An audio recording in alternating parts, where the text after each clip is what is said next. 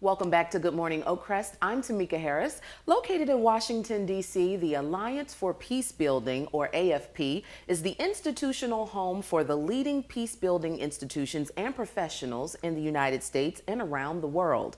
As a connector of key people and institutions, AFP is a platform for creativity and collaboration. Now, joining me today to talk about the Alliance for Peace Building is John Filson. He is the manager for the 3P program, and he's here to join us here today, all the way from Washington, D.C. John, welcome to the morning show. Thank you. Good morning.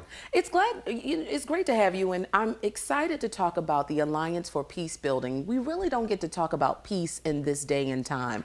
This day and time when you're hearing about wars and rumors of wars and people not getting along, conflict all over the place, peace is really hard to come by. Right. So when I did some research and found your organization, I said we had to have you come in and talk to our folks. As I told you before the show, we have a population of folks who have fought for the flag many times. They have been involved in military endeavors. And so, I'm really excited to talk about this effort in peace building. Now, what is, in fact, a peace builder? Sure. Well, you're right that when we think about peace, we often think of many images like a Miss America pageant, yes. I would like, and world peace. Yes. or anti-war, flag waving, right. And just anti-everything. Yeah. And protests. Protests. Yeah. In reality, people have been working for many years, for decades, in a very hard science and a fine art in trying to work strategically and intentionally to really understand the core drivers of conflict, whether it's between countries or between communities, between different ethnic groups, between different religious groups. So trying to figure out why these groups fight. Right. In order to see what can a society who is experiencing conflict, what can they do over the long term, over the course of many generations, mm-hmm. to be able to live in a way that differences can still exist, disagreements still exist, okay. But that doesn't mean that a disagreement turns into a fight. So getting these groups to really respect each other in spite of differences. If groups around the globe who want to fight each other respected each other, that would be great. That's a little lofty goal. Right. In the peace building world, back to your question, peace building is a very professionalized field of work. It's a science that you can study.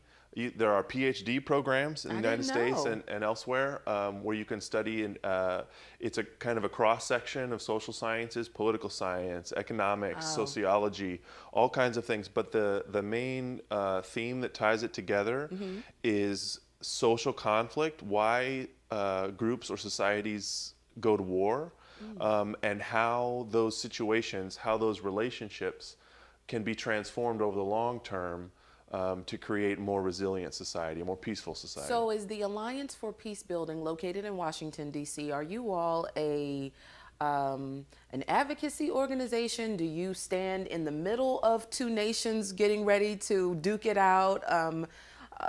Or are you just researching why people conflict? That's a great question. We're a nonprofit organization, okay. And we're a membership organization. So we're actually like a trade association that represents a certain constituency of organizations.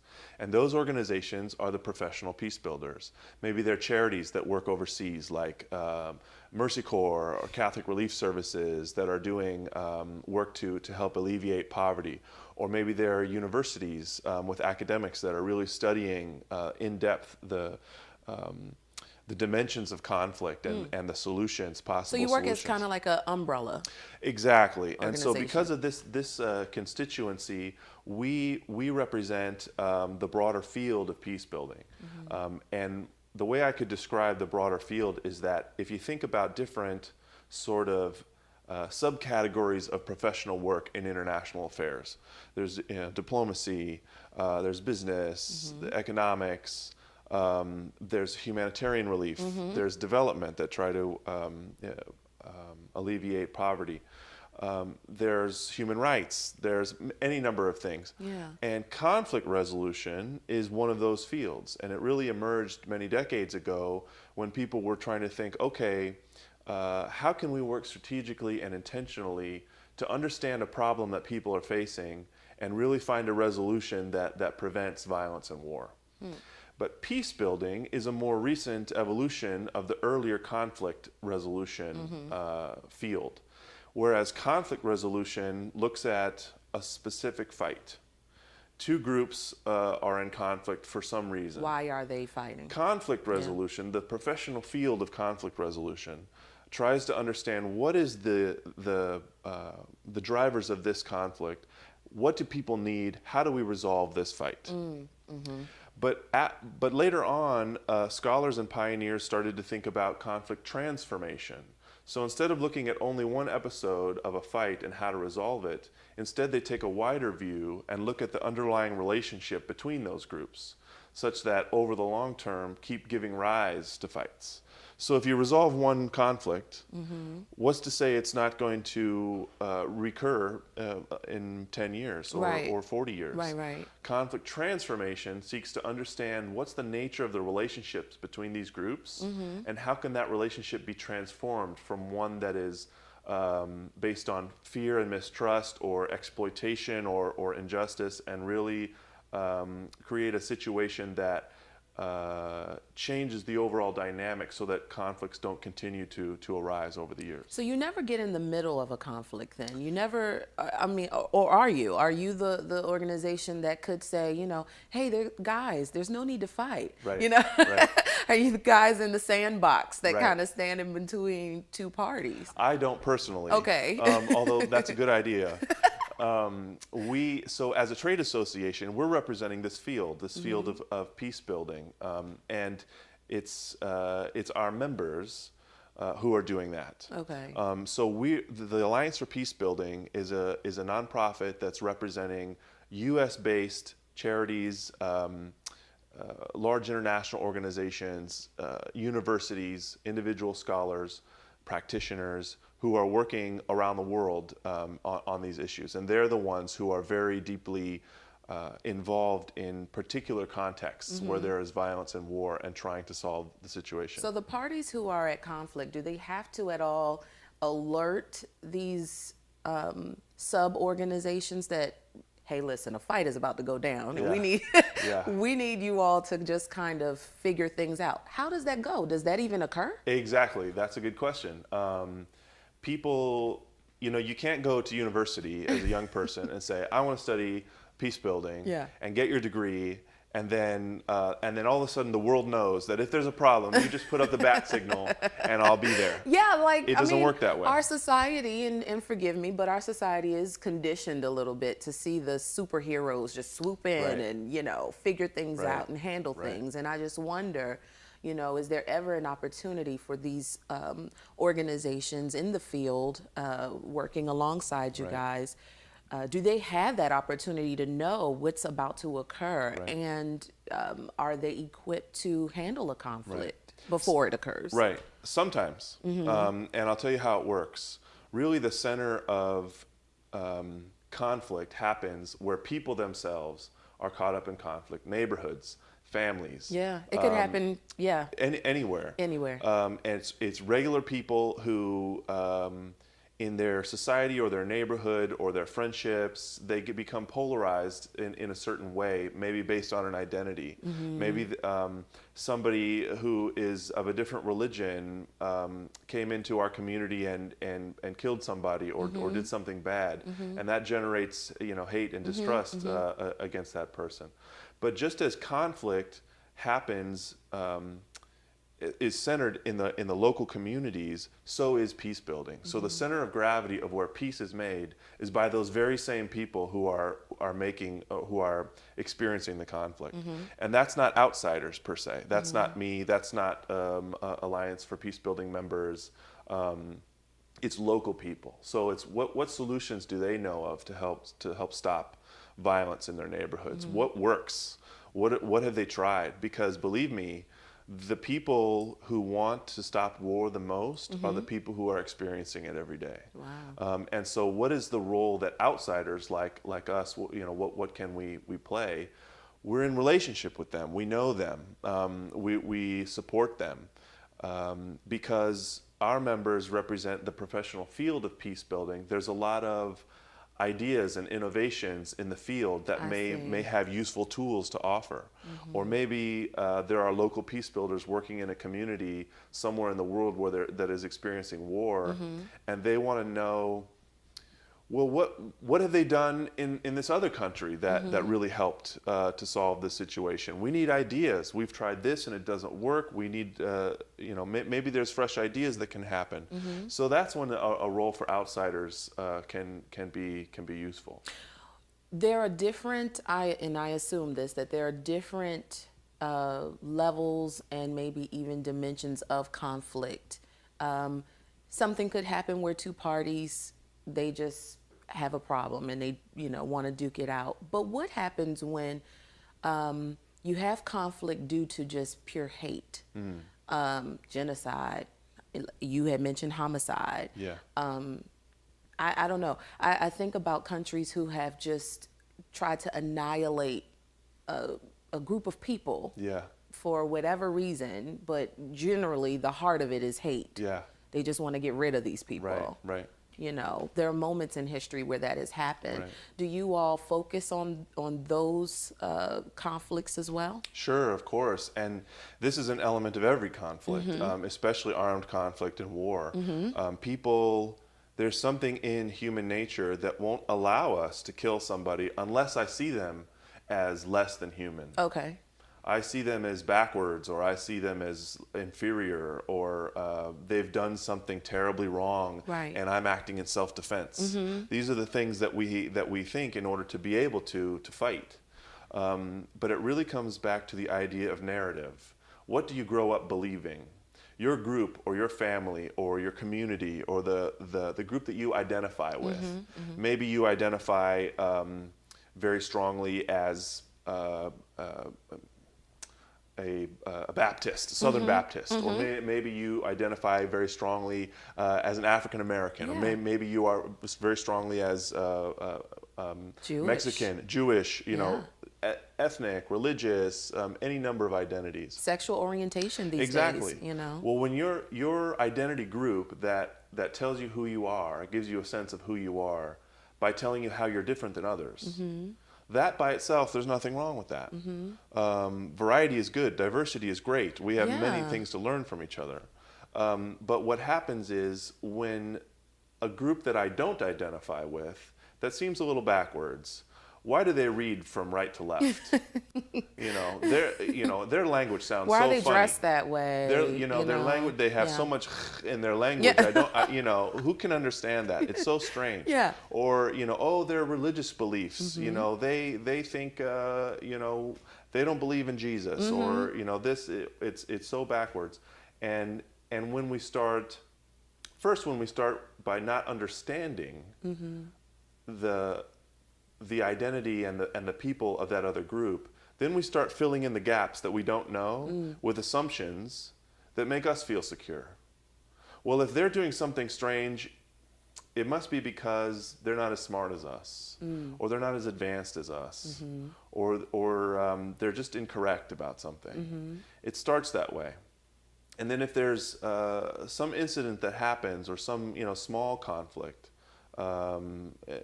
in a small incident happens where somebody gets in a fight, or somebody gets killed, or there's the larger group sees that situation and says, immediately identifies with the party that is like me. That person, was just a victim, and they were acting in self-defense. And those other people, they were aggressors. Right. And they were out to get us from the beginning. And over time, that sort of polarized view of us and them grows stronger until you have many generations of a group that's telling themselves a particular narrative. They're repeating the story about the world, about who they are, about who others are. And that story tells them that we are good and they are bad. We are Americans. We are the strongest country in the world. We are the most powerful. We're pure. We are advanced. We are good.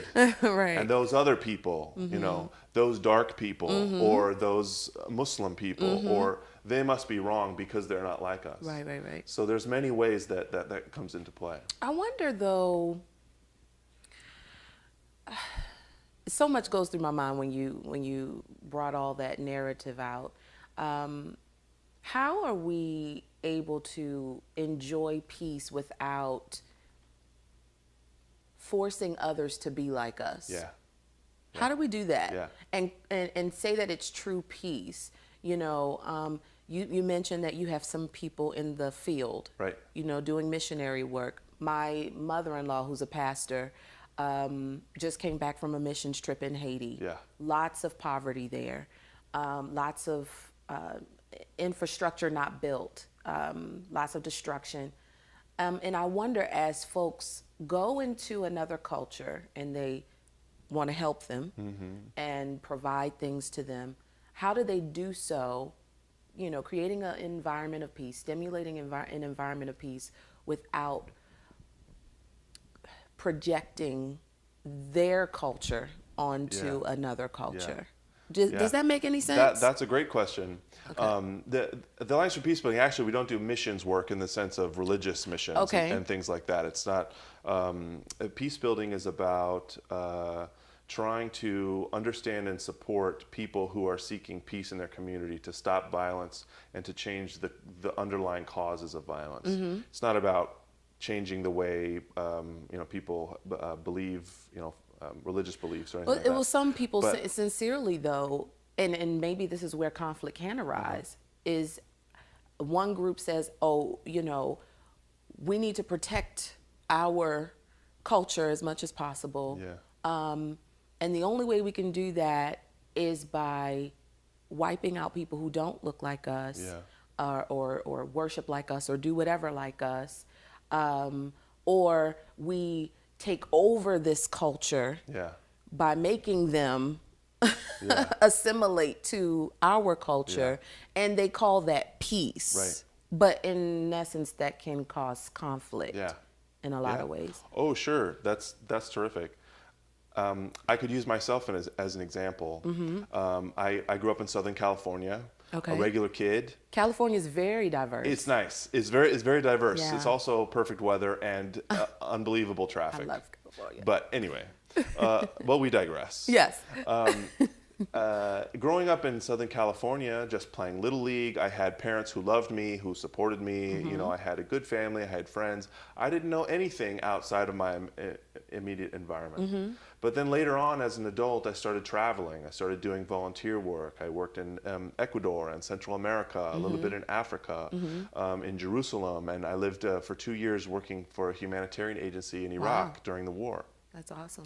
And little by little, I began to see and know and care about people who are clearly from a different group. They are not like me. Their language is hard. I don't understand the grammar or why there's so many rules. It's so hard to learn Spanish and Arabic, and it's so hard. You know, the food is different, cultural norms are different, understandings are different. So it's real easy to see those differences. But at the same time, when you connect with people and you see them for who they are, you care about them, you realize that there's nothing to be afraid of. And in fact, they have those differences that may seem intimidating at the beginning are actually the largest treasure that you gain from these experiences, because there are so many rich discoveries to be made in other perspectives, and language, that's a different conversation, really unlocks a culture and to help you understand the way a group thinks more than anything else. It's really amazing. That's awesome. We can learn from each other's differences and find treasure where those differences are. And actually those treasures will help enrich us individually to become better people. Exactly. I love that. Exactly. John Filson is here all the way from Washington, D.C. He represents the Alliance for Peace Building. He is the manager of the 3P program, which I'm going to ask him about next. And he's here to talk to us about this organization and what peace building is. I know a lot of folks, we had mentioned in an earlier part of this program how you see every pageant, you know, someone somewhere stands there waving her hand saying, and I want world peace. So is world peace attainable? That's what I want to know. We actually, people who work professionally in peace building don't often operate at that level of abstraction. Okay. It's way too too lofty. I love that. I love that term. Airy fairy. Yes. We're problem solvers. I see. We think violence is tragedy, and we think it's unnecessary. Let me put it this way. We think much of the violent conflict that hurts people, that harms people, that further contributes to this narrative about we are good and they are bad, that then fuels more conflict. So you don't mind... We think it can be different. You don't mind people speaking up and saying what the problem is? Or do you? Do you mind even peaceful protests? But the part of killing and destruction and violence is where you draw the line. Yeah. Well, this is really what peace building is about. It's trying to understand, if we're seeing a problem that we want to solve, how do you solve any problem? You have to understand it. True. Where does it come from? Where does it I mean, in specific terms, as specific as you possibly can get. It's very detailed and a very rigorous science to really understand what are the complex drivers of conflict. We're not about talking broadly and lofty about, oh, we should all just get along. That's not very practical. If we want people to get along, we have to say, okay, why aren't we getting along? Right. Specifically, right. what's the specific problem? Right. We can't Okay, gloss let's look over at that. anything. Where does this specific problem come from? And where does that, the roots of that come from? We really need to understand. And then we need to look and see, okay, from these root causes of this conflict, what changes, small changes, can people make to slowly transform relationships to become more healthy and sustainable? The way we like to describe it is to use an analogy like medicine. Disease, we're never going to eradicate every disease or every illness. But modern medicine teaches us about hygienic practices. We've learned to cover our cough. We've learned to wash our hands. We've learned practices that help us manage disease. Conflict is the same way. The goal is not to be the same. The goal is not to think the same. The goal is not to agree. The goal is to be different. And to sometimes those differences will come into conflict. We're not. So you take a very realistic approach to the goal this is thing. not to eradicate conflict. In fact, conflict can have a very creative, positive. Yes.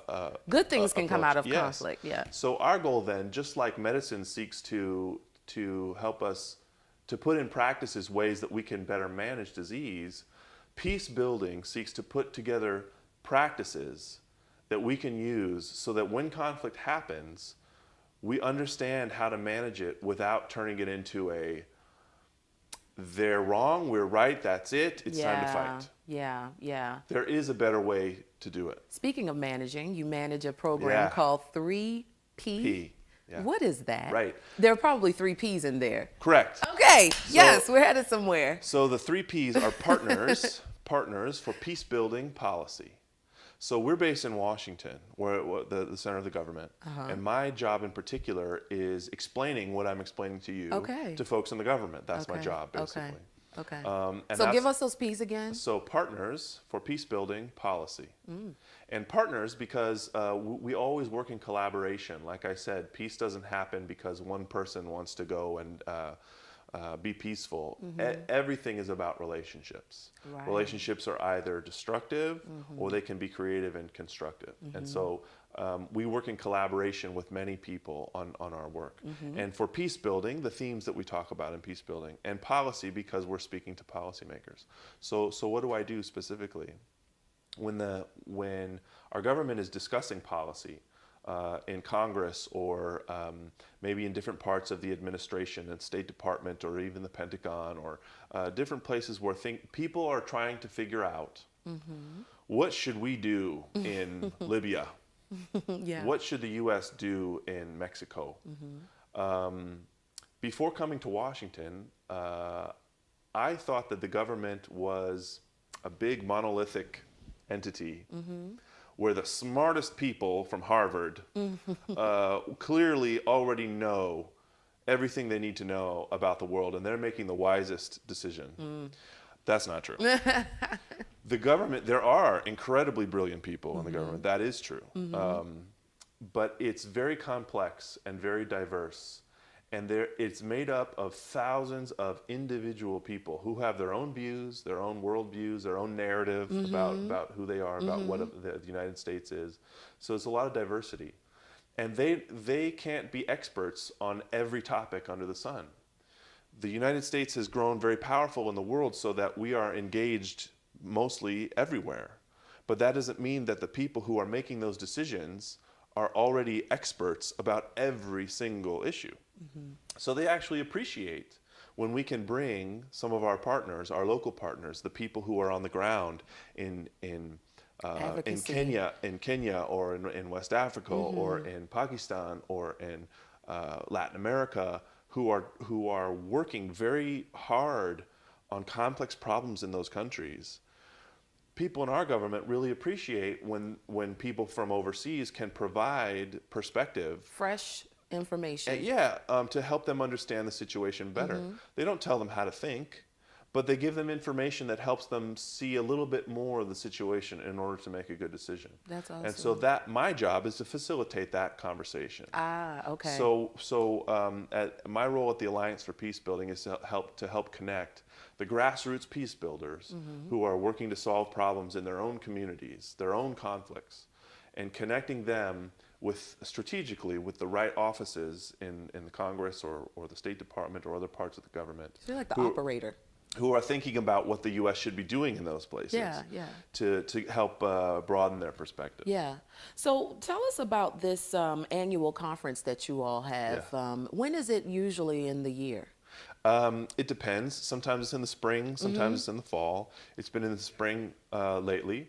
And what it does is it's a chance, because we're a membership organization, we're like a trade association. So we are representing many groups that are working on similar themes that have a common interest. So you just bring them all together we bring them together in one room? So they can know each other, so they can know Network. who's doing what, so they can network, so they can learn some of the latest innovations in our field. Are these policymakers and organizations alike coming together in one room? Okay. Sometimes. Usually our annual conference is an annual members conference, and our members are non-governmental folks. So people who are professionals in the substance of peace building. Okay.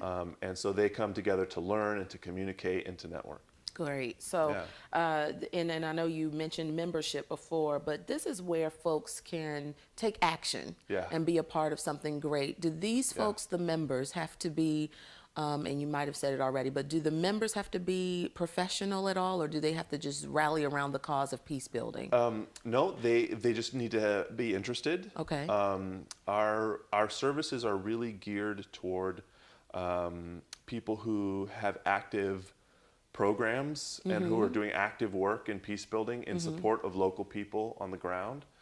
So it is very practice focused. Okay. But we do have many members and people who support this work and the field through policy conversations or through academic study and the broader conceptual elements of what building peace means.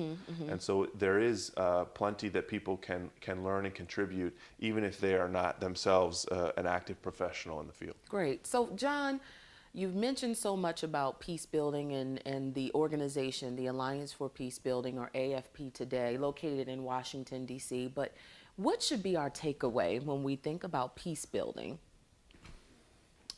Great question. It's a very serious science. Okay. It's not pie in the sky. very bright, very passionate, committed people have been dedicated to it for more than 100 years, Oh, wow. trying to figure out, to really understand the hard science of why people fight, why countries fight, why communities fight, in order to like I said, put together practices that help us deal with conflict in a more constructive way. And it's a growing field. It's you're going to be seeing many more programs at the undergraduate level and master's level, PhD level that offer peace studies or conflict resolution. It's a hard science, and it's something that's as serious as war. Is it ever going to expand into prevention from terrorism, those kinds of things? Because I think that's on the forefront of a lot of our minds sometimes. Sure. That's definitely part of it. Terrorism is a fight. Yeah. You know, that is conflict. That is violent conflict. So just like any violent conflict, the goal is to understand, okay, if we want to solve a problem, Yeah. we have to understand what that problem is, where it comes from. And not stereotype, because of a specific conflict, but learn from a conflict. Well, stereotyping is not helpful in general, but it's also not in our interest, because that's like saying, if my refrigerator breaks down, I look at that refrigerator and I say, oh, well, that's a Whirlpool. They're just, terrible. Yeah. And then you have a broken refrigerator. Yeah. And If you want to solve a problem, you need to go into that refrigerator. You need to understand where is the Freon leaking. Yeah. I'm being, Yeah. facetious, but to really understand where this problem comes from. Terrorism is not just an organization or a person. Terrorism is a phenomenon. And if we want to keep ourselves safe from terrorism over the long term, we really need to understand where this phenomenon comes from. And peace building has a lot to say about that. All right. Well, we thank you so much for Yeah. coming by Thank all you. the way from Washington, that's right. D.C. Yeah. to grace us with your presence and tell us about the Alliance for Peace Building and what you all are doing. If you want to connect with John Filson and you have some questions for him, do give him a call at the Alliance for Peace Building at 202-822-2047. That's the main number there, 202-822-2047. John, again, thank you so much for You're coming welcome. on Good Morning Oakcrest. And I want to thank all of our viewers for watching another great show as well. You've been watching Good Morning Oakcrest, and we've been talking with John Filson from the Alliance for Peace Building located in Washington, D.C. If you would like to watch the show again from start to finish, feel free to do that at our rebroadcast times of 2, 7, 9, as well as midnight. I'm Tamika Harris. Enjoy your day.